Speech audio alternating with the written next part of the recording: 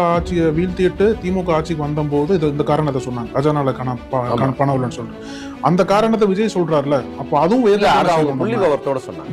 அன்னைக்கு கஜானால காலியில் ஒன்றிய அரசு பணம் கொடுக்கலன்னு சொல்லி எவ்வளவு கடன் அன்னைக்கு இருந்தது, அந்த கடன்ல இருந்து இவங்க இன்னைக்கு எவ்வளவு அந்த கடனை குறைச்சிருக்கிறாங்க, அதோட சேர்த்து பொருளாதார இது எவ்வளவு ஏறி இருக்கு மேலங்கிறத நம்ம சொல்லல, ஒன்றிய அரசு சொல்லியிருக்கு.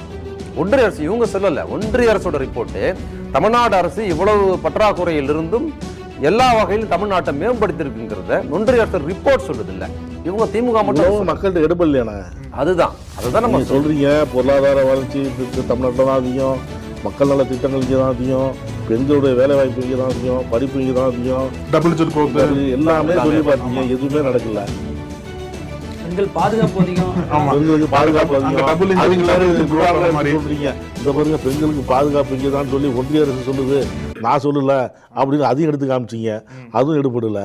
இப்போ நீங்கள் சொல்றீங்க இந்த 1000 ரூபாய் விஷயமே, இதுவே அவங்க என்ன சொல்லுவாங்க, ஒரு வாக்குறுதி கொடுக்குறோம் அப்படின்னா உடனே நிறைவேற்றுற மாதிரி இல்லை, 5 வருட காலம் இருக்குது, அவகாசம் இருக்குது, அதுக்குள்ளே நிறைவேற்றுவாங்க.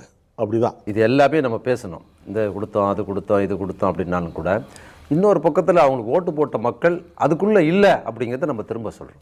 நீங்கள் அதுக்குள்ளே இல்லை, அவங்க எதுவுமே இந்த திட்டம் நமக்கு சரியாக இருக்குது, சரியாக கொடுத்தாங்க, இவங்க தான் பண்ணாங்க அப்படிங்கிறது இல்லை.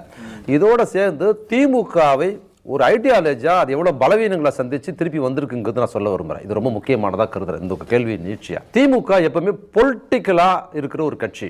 அதில் நீங்கள் திமுகவுக்குள்ள போய் சேர்ந்தீங்கன்னா நீங்கள் இந்திய எதிர்ப்பு கண்டிப்பாக பேசணும், இந்திய எதிர்ப்பு, தமிழ் மொழி உணர்வு பேசுகிறோம், சிறுபான்மை மக்கள் நலன் பேசணும், அப்புறம் இடஒதுக்கீடு பற்றி பேசணும், மாநில சுயாட்சி குறித்து பேசணும். இந்த மாதிரியான சமூக நீதி அரசியலின் அரசியல் களம் தெரிஞ்சாதான் நீங்கள் திமுகக்குள்ள இருக்க முடியும். அப்போ திமுகக்குள்ள சேருகிற யாரும் என்ன பண்ணுவாங்கன்னா பொலிட்டிக்கலாக தயாராகிடுவாங்க.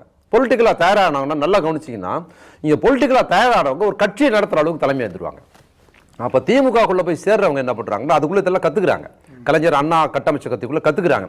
கற்றுக்கிட்டு என்ன பண்ணுறாங்க, ஒரு கட்டத்துக்கு அப்புறம் திமுக எப்படி பலவீனம் அடையுது இந்த கொள்கையினாலே, இந்த கொள்கை இருக்குல்ல, இந்த கொள்கை தான் திமுகவின் பலம், இந்த கொள்கை பின்பற்றி தான் திமுகவின் பலவீனமாகவும் இருக்குது.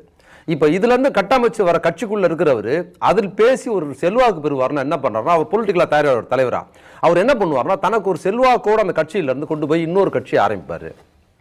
இன்னைக்கு தமிழ்நாட்டில் திமுகவுக்கு எதிராக உருவாக்கப்பட்ட கட்சிகள் எல்லாம் திமுகவில் அரசியல் படுத்தப்பட்டு தலைவர்களாக உருவாக்குறவங்க தான்.